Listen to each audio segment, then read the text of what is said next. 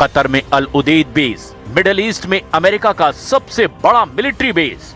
Iran ने यहां बार बार हमले किए। धमाकों की आवाज से दोहा गूंज रहा है। कतर की एयर डिफेंस ने सैकड़ों ड्रोन और मिसाइलों को इंटरसेप्ट किया है। यूएई में तेहरान ने अल धवरा एयर बेस पर ड्रोन और मिसाइल अटैक किए हैं। सैटेलाइट कम्युनिकेशन और रडार सिस्टम को निशाना बनाया। अबू धाबी और दुबई में भी कई धमाके हुए। कुवैत में अली अल सलेम एयर बेस पर और कैंप आरिफ जान पर बड़े बड़े हमले हुए। कुवैत ने 178 मिसाइल और 384 ड्रोन को इंटरसेप्ट करने का दावा किया।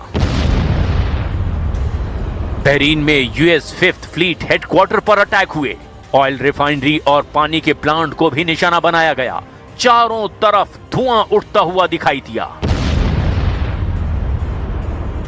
इराक के एरबिल में यूएस बेस पर ड्रोन स्ट्राइक हुई। कुर्दिस्तान इलाके में भी हमले हुए। सऊदी अरब में रस तनूरा रिफाइनरी और दूसरे ठिकानों को भीषण ड्रोन हमलों से दहला दिया गया।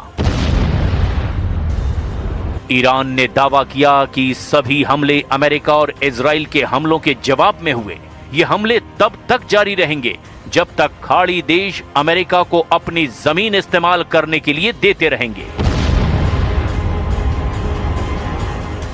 दुश्मन दिلش میخواد ما و کشورهای اسلامی در جنگ باشیم، اختلاف بین ما و کشورها ایجاد بکنه. بارها و بارها گفتیم و نیت و هدف مقام معظم رهبری این بوده ما با کشورهای همسایه خودمون برادریم، باید ارتباطاتمون خوب باشه.